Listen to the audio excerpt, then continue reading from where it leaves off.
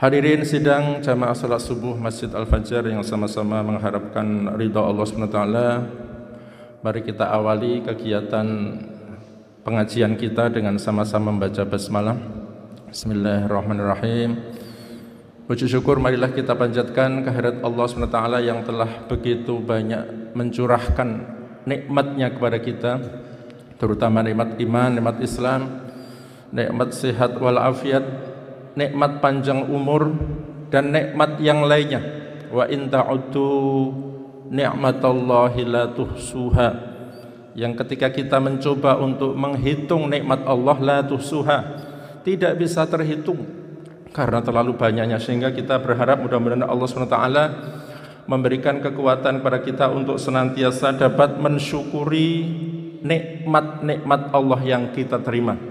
Dan salah satu bukti syukur itu adalah ketika kita hadir di tempat ini dalam rangka ketaatan kepada Allah Subhanahu wa taala. Allahumma a'inni ala dzikrika.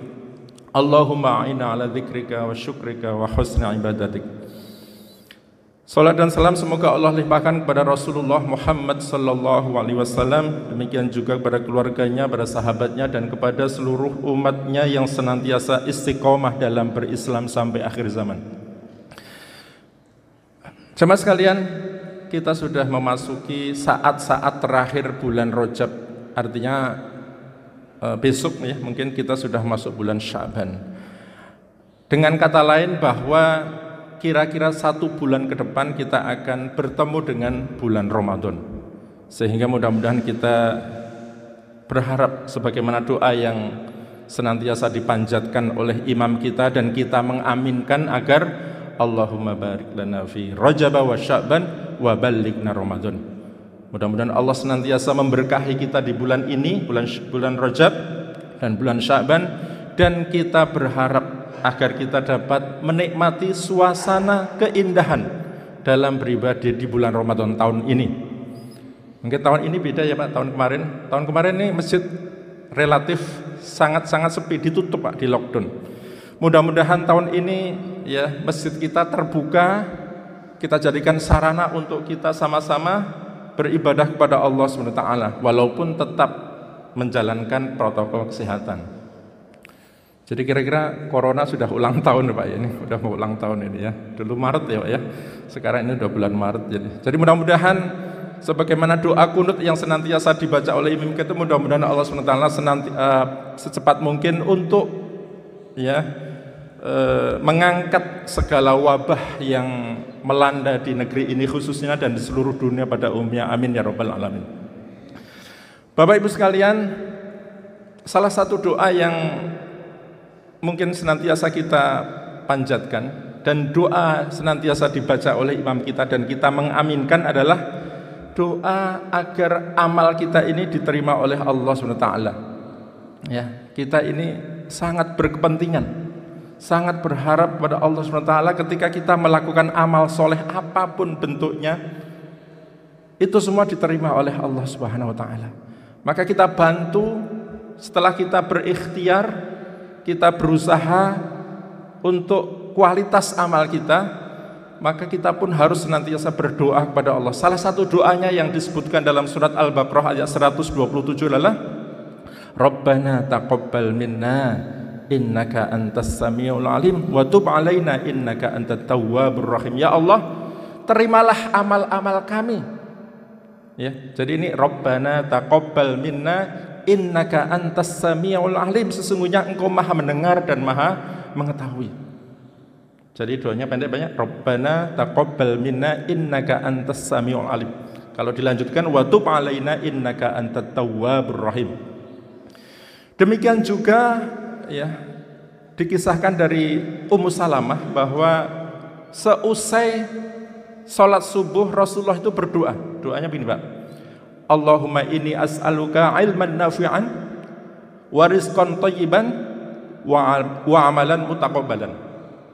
Ini doa Rasulullah. Sekali lagi, Allahumma inni as'aluka ilman nafi'an wa rizqan thayyiban wa amalan mutaqabbalan. Ya Allah, berilah aku ilman nafi'an. Apa? Ilmu yang bermanfaat. Kemudian warizqan thayyiban, rizki yang baik, rizki yang halal. Kemudian wa amalan mutaqabbalan, yaitu amal yang diterima oleh Allah SWT.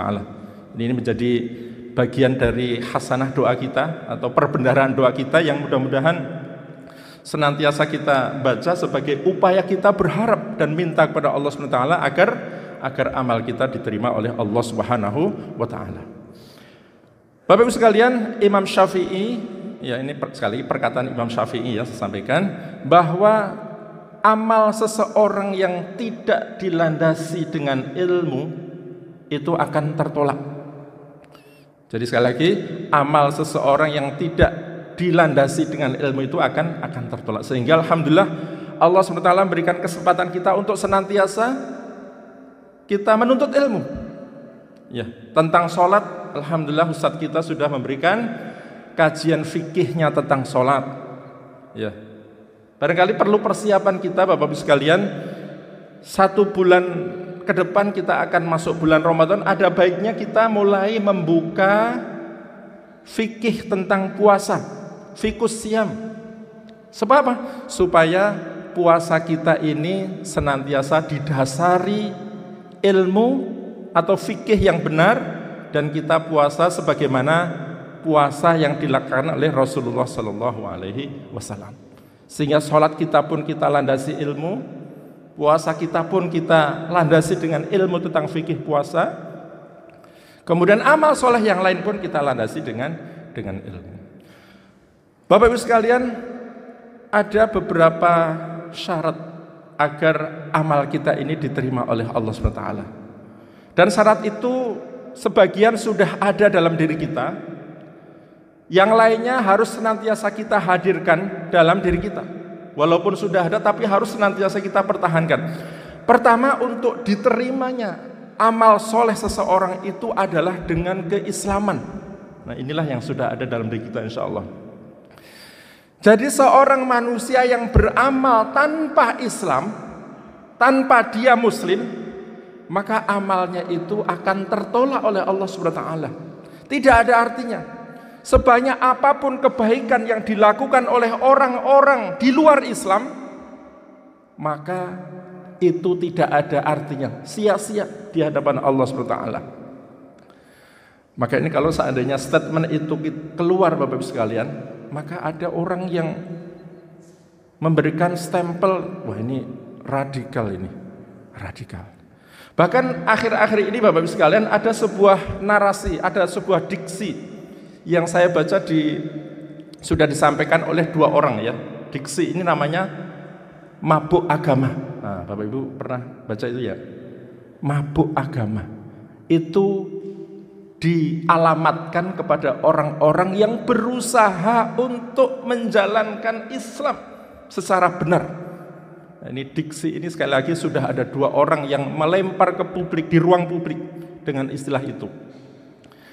Dan itu tidak heran Bapak Ibu sekalian.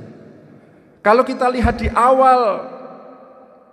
awal Islam di Makkah waktu itu, ya, tuduhan terhadap orang yang mengikuti Rasulullah SAW itu kadang-kadang dikatakan majnun, gila, sudah tidak waras lagi. Bukan hanya tuduhan, tetapi perlakuan secara fisik dalam rangka untuk menyiksa bahkan membunuhnya. Itu sudah kita pelajari lewat sejarah atau sirah nabawiyah. Maka ketika ada tuduhan seperti radikalis, mabuk agama, kemudian ekstremis, teroris dan sebagainya, itu bagian dari ya pengulangan sejarah saja, bahwa ketika orang berislam secara benar itu akan mendapatkan ujian, salah satu bentuknya seperti itu. Ayat yang bisa kita jadikan rujukan untuk memahami bahwa selain Islam itu akan ditolak oleh Allah SWT, di dalam surat Ali Imran ayat 85, wa may yabtaghi ghairal islami dinan fala yuqbala minhu wa huwa fil akhirati minal khasirin.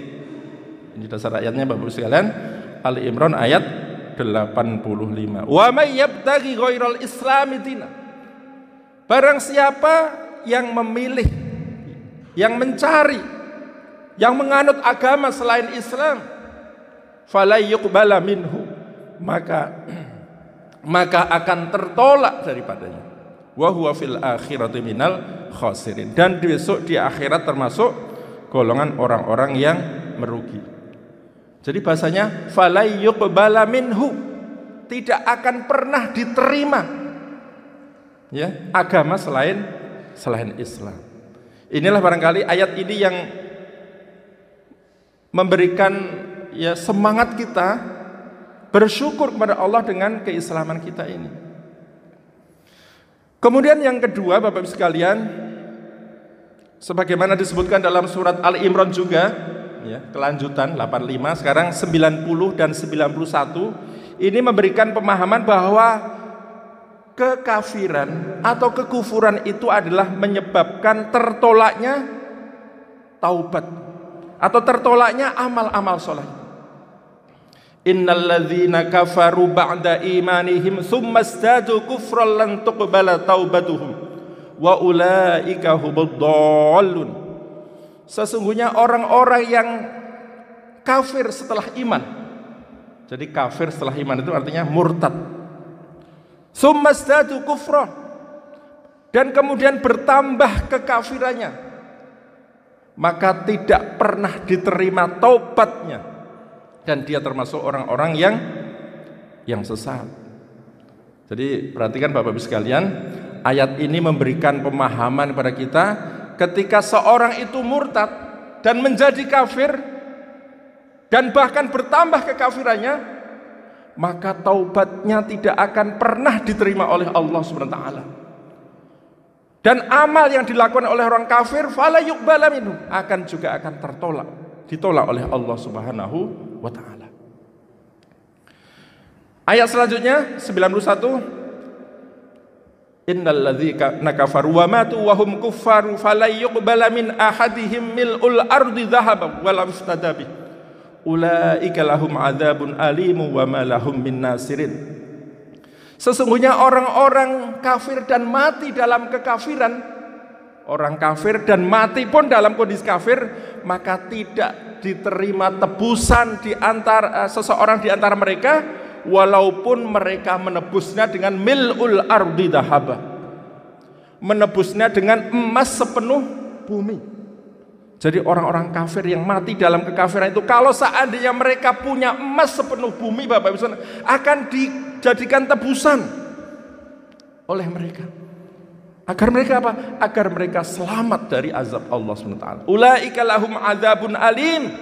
Mereka lah orang-orang yang mendapatkan azab yang pedih. Wa ma lahum min nasirin. Dan mereka tidak mendapatkan penolong. Jadi dua ayat terakhir yang kita bahas ini, Bapak Ibu sekalian, bisa menumbuhkan rasa syukur yang luar biasa dengan keimanan kita. Maka setiap penceramah biasanya mengalami nikmat terbesar, itu adalah nikmat Islam, nikmat iman dan nikmat Islam, dan ini ada dalam diri kita, alhamdulillah. Karena apa? Karena ini adalah syarat diterimanya amal soleh. Kemudian syarat lainnya, Bapak Ibu sekalian, adalah ketakwaan. Jadi dari iman, Islam, dan takwa. Ini kita sama dalam surat Al-Maidah. Wablu alaihim naba abnali adam bil haqq idh qarraba qurbanan fatuqbila min ahadima wa lam yutaqabbal minal akhar. Qala innama yataqabbalullahu minal muttaqin. Qala innama yataqabbalullahu minal muttaqin. Ayat ini Bapak Ibu sekalian bercerita tentang kurban yang dilakukan oleh kedua putra anak Adam, Nabi Adam alaihissalam, yaitu Qabil dan Habil. Ya, Qabil dan Habil. Nah, Qabil itu memberikan korban karena dia petani, memberikan korban berupa hasil tanaman yang kualitasnya jelek. Sementara Habil seorang peternak, maka dia memberikan korban ternaknya yang kualitas super, gitu kira-kira. Maka dikisahkan dalam ayat ini korban Habil diterima dan korban Qabil ditolak. Maka ayat ini ditutup qala innama yataqabbalullahu minal muttaqin. Sesungguhnya Allah hanya menerima kurban itu dari orang-orang yang bertakwa. Jadi kurban adalah salah satu bentuk amal soleh.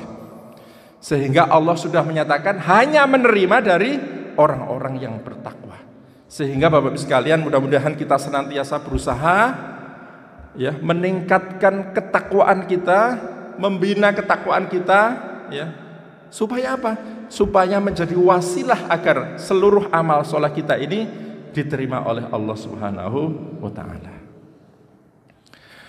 Kemudian selanjutnya Bapak Ibu sekalian, syarat selanjutnya agar amal kita diterima adalah al-ikhlas. Satu kata yang sangat mudah untuk kita ucapkan, tetapi harus berusaha kita berjuang untuk senantiasa menghadirkan ketika kita beramal. Jadi ikhlas itu bisa sebelum amal, ya kita pertahankan, kita hadirkan sebelum amal itu dilakukan, kemudian selama amal itu dilakukan, dan setelah amal itu dilakukan. Ya, sekali lagi ikhlas itu harus kita jaga dalam diri kita, baik itu sebelum kita memulai atau saat kita melakukan dan setelah kita melakukan amal perbuatan tersebut. Tidak jarang kita temukan sudah melakukan amal soleh yang sudah lama dan itu sudah Allah catat sebagai bagian dalam kitab amal solehnya. Tiba-tiba misalnya amal soleh itu kita seseorang menolong orang lain, menolong orang lain. Suatu ketika jauh setelah dia melakukan aktivitas menolong orang tersebut, dia dikecewakan oleh orang tersebut. Maka kemudian dia mengatakan, kamu tuh kalau nggak saya tolong nggak akan seperti ini. Nah, kata-kata ini Bapak Ibu sering atau bahkan kadang-kadang, ya bukan sering mudah-mudahan, kadang-kadang kita ucapkan dari orang yang tidak memahami makna keikhlasan. Dia nggak memahami bahwa kalimat itu akan menjadi penyebab gugurnya amal soleh. Maka kebalikan dari ikhlas adalah syirik. Baik itu terutama adalah syirik asghar, syirik kecil. Dan Rasulullah menyatakan bahwa yang dikatakan syirik asghar, syirik kecil itu adalah riya. Sementara kalau syirik akbar, syirik besar itu menyebabkan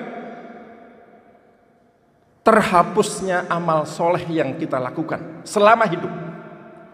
Walau asyraku lahabita anhum ma kanu ya'malun. Barang siapa yang musyrik pada Allah, lahabita anhum ma kanu ya'malun, maka sungguh akan terhapus amal solehnya, seluruh amal solehnya. Maka yang harus kita waspadai Bapak Ibu sekalian adalah riya. Inilah yang dikatakan syirik kecil. Riya ketika seorang beramal itu bukan karena Allah. Memang tingkatan riya itu pertama Bapak Ibu sekalian, seorang beramal yang dia tidak mengharapkan pahala dari Allah SWT. Ini riya yang paling berat. Contohnya apa? Contohnya orang sholat tanpa wudhu. Karena apa? Karena ingin sholatnya dilihat oleh orang lain. Atau bisa jadi bagian tingkatan riya yang kedua itu dia mengharapkan pahala dari Allah SWT. Di samping itu dia mengharapkan pujian dari manusia. Jadi ini kemudian ini tingkatan kedua adalah ketika seorang beramal atau beribadah mengharapkan pahala dari Allah dan mengharapkan pujian dari manusia. Tetapi motivasi untuk mendapatkan pujian itu lebih besar daripada mendapatkan amal atau mendapatkan pahala maksudnya.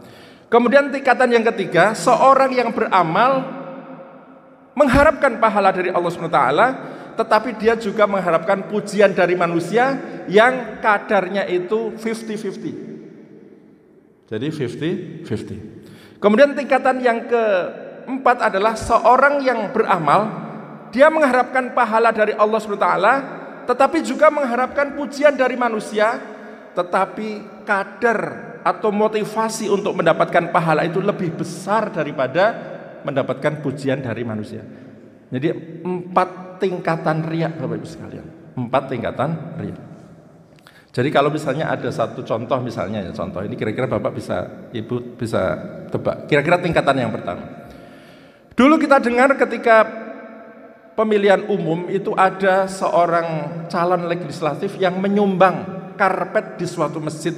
Nah, ternyata hasil penghitungan suara, ternyata suara di wilayah tersebut nihil atau sangat sedikit, sehingga sang caleg tersebut kemudian protes dan ingin mengambil kembali karpet yang disumbangkan ke masjid tersebut.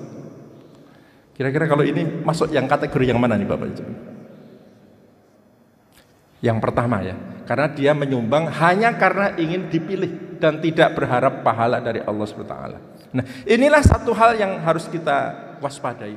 Ikhlas Bapak Ibu sekalian, kita beramal itu tujuannya hanya Allah SWT.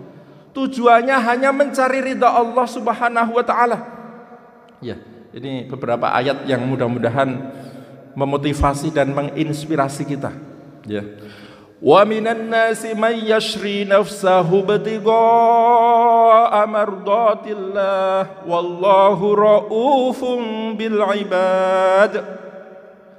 Dan di antara manusia ada yang mengorbankan dirinya ini untuk mencari ridha Allah Subhanahu wa taala. Inilah ayat yang mudah-mudahan menginspirasi kita ketika kita beramal soleh, ketika kita berdakwah, ketika kita berjuang untuk li'ilali kalimatillah, menegakkan kalimat Allah di muka bumi ini. Tujuannya adalah mardatillah, tujuannya adalah mencari keridhaan Allah Subhanahu wa taala. Qul inna salati wa nusuki wa mahyaya wa mamati lillahi rabbil alamin. Katakanlah, sesungguhnya salatku, ibadahku, mati dan hidupku ini lillahi rabbil alamin.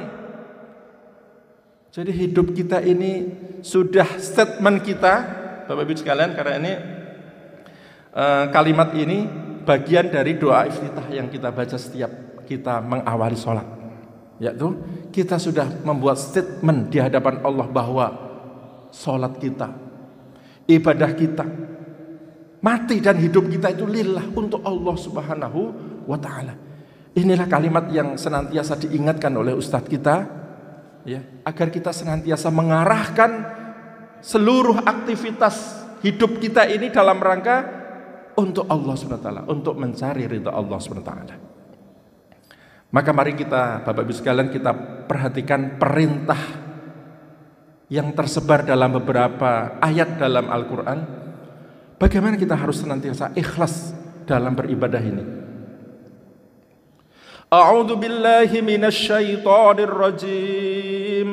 Wa ma umiru illa liya'budullaha mukhlishina lahud-din hunafa yuqimus salata wa yutuz zakata wa dzalika dinul qayyimah. Surat ke-98, surat Al-Bayyinah ayat 5. Wa ma umiru illa liya'budullaha mukhlishina lahud-din. Kamu tidak diperintahkan, wa ma umiru illa liya'budullah, kecuali untuk beribadah kepada Allah, menyembah kepada Allah, mukhlishina lahuddin, dengan mengikhlaskan, dengan memurnikan ketaatan dalam menjalankan agama ini. Jadi inilah perintahnya Allah kepada kita Bapak sekalian, mukhlishina lahuddin, agar kita beribadah, agar kita menyembah kepada Allah dengan memurnikan ketaatan hanya untuk Allah dan tidak diiringi dengan niat yang lainnya. Niat yang lainnya banyak Bapak sekalian. Dulu ya, orang munafik ketika zaman Rasulullah, orang munafik adalah orang yang menampakkan keimanan secara lahir dan menyembunyikan kekafiran yang ada dalam hatinya. Dia sholat kenapa? Karena ingin mendapatkan jabatan. Sholat karena ingin selamat. Sholat karena apa? Ingin terhindar dari membayar jiz'ah, istilahnya dalam surat At-Taubah itu. Ya.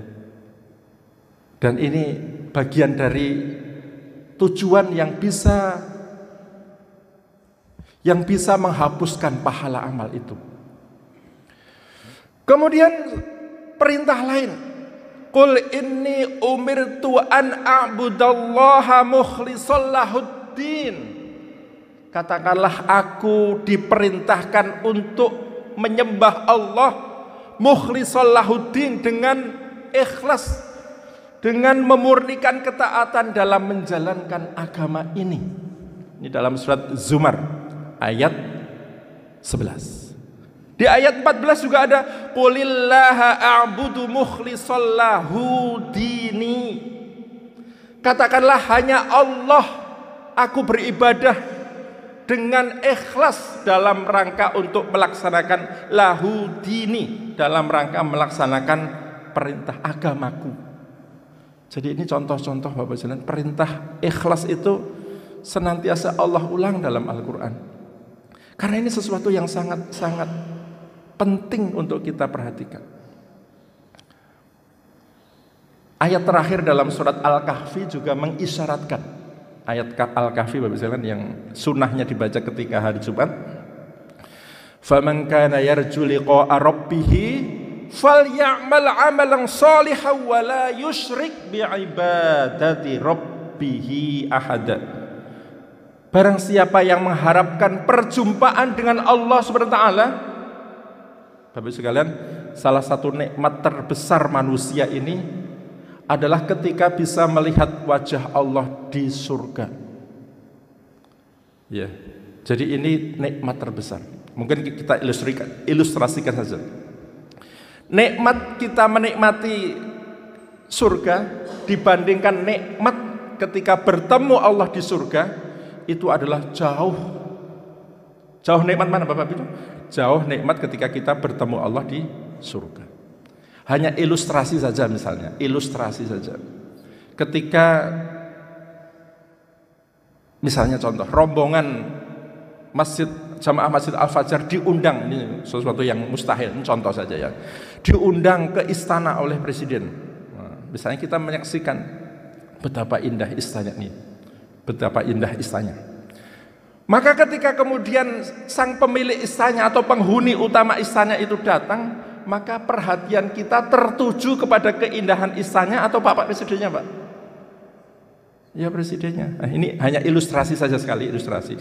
Demikian juga ketika penduduk surga ini sudah menikmati surga, seluruh kenikmatan surga, maka kenikmatan yang lebih besar dari itu adalah ketika dia bisa bertemu, melihat Allah, wajah Allah di surga. Maka bagaimana caranya agar kita dapat bertemu dengan Allah? Falyamal 'amalan shalihan, agar kita senantiasa beramal soleh. Kita beramal, kemudian wala yusyrik bi'ibadati rabbih ahada. Jadi selain beramal soleh, maka kita tidak mensekutukan Allah, tidak musyrik kepada Allah dengan sesuatu apapun. Jadi ulang lagi, falyamal 'amalan shalihan wala yusyrik bi'ibadati rabbih ahada. Seorang yang ingin bertemu, mengharapkan perjumpaan dengan Allah, caranya adalah dengan senantiasa beramal soleh. Kemudian wala yusyrik bi'ibadati rabbih ahada, dan tidak mensekutukan Allah dengan sesuatu apapun. Bapak Ibu sekalian, inilah sekali lagi syarat yang kedua, inilah yang Bapak Ibu kita berusaha hadirkan dalam hidup kita. Ikhlas itu perlu terus kita berlatih dan berlatih. Inilah yang harus kita upayakan. Kemudian syarat selanjutnya Bapak Ibu sekalian adalah dengan mengikuti Rasulullah Sallallahu Alaihi Wasallam. Jadi syarat diterima amal adalah dengan mengikuti Rasulullah Sallallahu Alaihi Wasallam. Terutama adalah ibadah mahdhah. Ibadah mahdhah. Apa maksudnya? Ibadah yang sudah ditentukan tata caranya, waktunya, dan sebagainya. Inilah seperti sholat, puasa, haji. Ini adalah bagian dari ibadah mahdhah yang kita harus melakukannya sesuai dengan tuntunan yang dicontohkan oleh Rasulullah Sallallahu Alaihi Wasallam. Surat Ali Imran ayat 31 mengatakan a'udzubillahi minasyaitonirrajim qul in kuntum tuhibbunallah fattabi'uni yuhibbukumullahu wa yaghfir lakum dzunubakum wallahu ghafurur rahim. Katakanlah jika kamu benar-benar mencintai Allah, qul in kuntum tuhibbunallah. Apa bukti bahwa kita ini mencintai Allah adalah tabi'uni, kita mengikuti Rasulullah sallallahu alaihi wasallam. Yuhibbukumullahu wa yaghfir lakum dzunubakum. Niscaya Allah akan mencintai kamu dan akan mengampuni dosamu. Wallahu ghafurur rahim, dan Allah Maha Pengampun lagi Maha Penyayang. Jadi inilah salah satu ayat yang melandasi Bapak Ibu sekalian bahwa kita ini harus senantiasa mencontoh apa yang diberikan oleh Rasulullah SAW. Kemudian untuk ibadah mahdoh Bapak Ibu sekalian adalah masy'uriyah, artinya ibadah itu memang disyariatkan. Ibadah itu disyariatkan, diperintahkan untuk kita melakukan. Bapak Ibu sekalian, ketika kemarin rombongan beberapa jamaah ini berkunjung atau melakukan berkunjung ke Kudus ya, Kudus, Gunung Muria, itu kita temukan, atau bukan ketemu langsung ya, Pak, di dekat makam itu ada orang yang sudah berbulan-bulan melakukan apa ya bahasanya ya, tirakat atau semedi atau apalah itu, yang kita nggak tahu sebenarnya ajaran itu berasal dari siapa atau siapa yang mengajarkan sehingga dia ini melakukan semedi lah bahasanya, atau mungkin menyendiri, berkhalwat begitu di puncak Gunung Muria dekat makam orang soleh sambil puasa ya, dan itu dilakukan berbulan-bulan. Nah ini kalau kita lihat, kita temukan ajaran dari mana? Kita nggak bisa temukan seperti itu. Maka sekali lagi dalam rangka untuk mendekatkan diri kita kepada Allah, semuanya sudah dijelaskan dalam Al-Quran dan hadis Rasulullah SAW. Tidak harus dengan cara seperti itu, meninggalkan keluarganya berbulan-bulan untuk menyendiri. Ya ayyuhalladzina amanu taqullaha wabtagu ilaihil wasilata wajahidu fi sabilihi la'allakum tuflihun. Ini kaitan dengan upaya mendekatkan diri kepada Allah. Perintahnya ya ayyuhalladzina amanu taqullaha, hai orang yang beriman, bertakwalah kepada Allah, wabtagu ilaihil wasilata, dan carilah sarana, wasilah untuk mendekatkan diri kepada Allah, wajahidu fi sabil, dan berjihadlah di jalan Allah agar kamu la'allakum tuflihun, agar kamu beruntung.